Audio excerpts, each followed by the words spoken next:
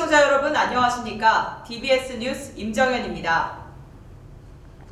정부는 메르스로 인해 경영상 어려움에 처한 의료기관을 지원하기 위해 건강보험 요양급여 비용을 선지급하기로 결정했다고 밝혔습니다. 6월 30일 개최된 건강보험 재정운영위원회에서 메르스 관련 요양급여 비용 선지급을 심의 의결했습니다.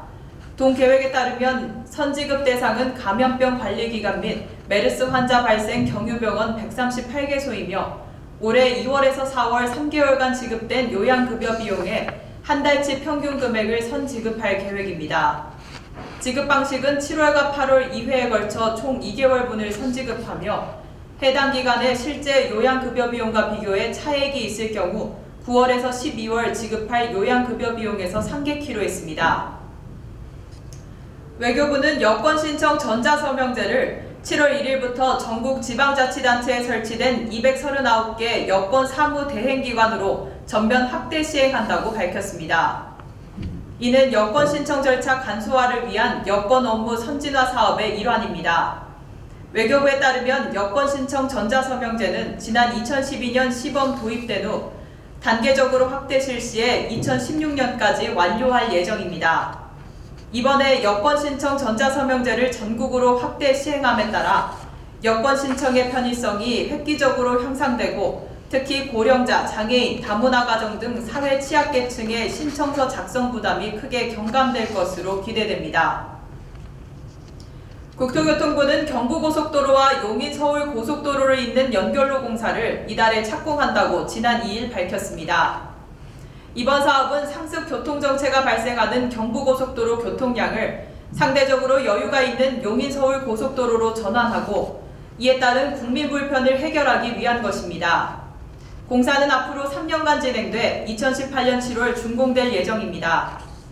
두 도로가 연결되면 양재 IC에서 광교 신도시까지 갈 경우 기존에 이용하던 경로보다 거리는 7km, 시간은 11분 정도 단축되어 18분 만에 도착할 수 있을 것으로 예상됩니다. 국토교통부 여현구 2차관은 앞으로도 도로 간 연계성을 진단해 적은 비용으로도 도로 이용의 효율성을 높일 수 있는 방안을 지속적으로 마련하겠다고 말했습니다. 광주광역시 북구가 장마철 집중호우를 틈타 폐수 등 오염물질 무단 배출 행위를 사전에 차단하기 위해 특별단속에 들어간다고 밝혔습니다. 이번 점검은 환경오염 불법 행위를 근절하고 사업장 내 폐수 방지 시설 사전 점검을 통해 집중호우로 인한 유실로 오염물질이 빗물과 함께 공공수역에 유입되는 것을 방지하기 위해 단계별로 추진됩니다. 주요 점검사항은 배출시설 설치 허가사항, 배출시설 및 방지시설 운영 실태, 오염물질 누출 여부 및 측정기기 적정 설치 운영 여부, 폐기물 보관 처리 기준 준수 여부 등입니다. 송광훈 북구청장은 장마철에 많이 발생할 수 있는 환경오염 사고를 미연에 방지하기 위해 이번 특별단속을 실시하게 됐다며 환경오염물질 배출업소뿐 아니라 가정에서도 오염물질이 하수구 등을 통해 배출되는 일이 없도록 주의를 당부한다고 말했습니다. 고양시는 고위험 임산부의 의료비 부담을 완화하고 건강한 출산을 지원하고자 2015년 7월부터 고위험 임산부 의료비 지원 사업을 실시한다고 밝혔습니다. 지원 대상은 전국 가구 월평균 소득 150% 이하이며 3대 고위험 임신질환인 조기진통, 분만 관련 출혈, 중증 임신 중독증으로 진단받고 입원 치료를 받은 사람으로 분만일이 지난 4월 1일부터 9월 30일까지인 상부입니다. 지원 내역은 비급여 본인부담금 중 일반적 출산 분만 과정의 비급여 본인부담금을 초과한 금액의 90% 이내 지원 가능하며 1인당 최대 300만 원 이내 범위에서 지원받을 수 있습니다.